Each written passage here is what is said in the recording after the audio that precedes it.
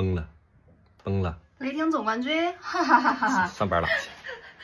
刚刚解说完森林狼跟雷霆的第一场西决啊，狼队在下半场完成了大崩盘。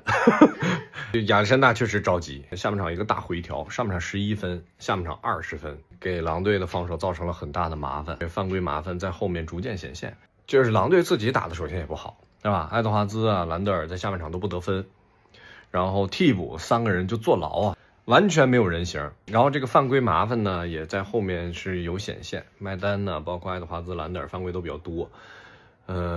戈贝尔今天也是就是跟没睡醒一样。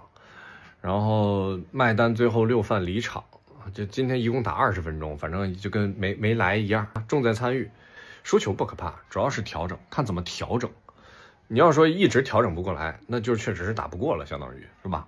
那你要说能调整过来，说明还有活路。要准备出门去看拉塞尔了。值得一提的是，拉塞尔今天和我一样，一起都在解说这个比赛。我们在不同平台啊，拉塞尔今天也锐评了一下亚历山大，一会儿再去切磋切磋。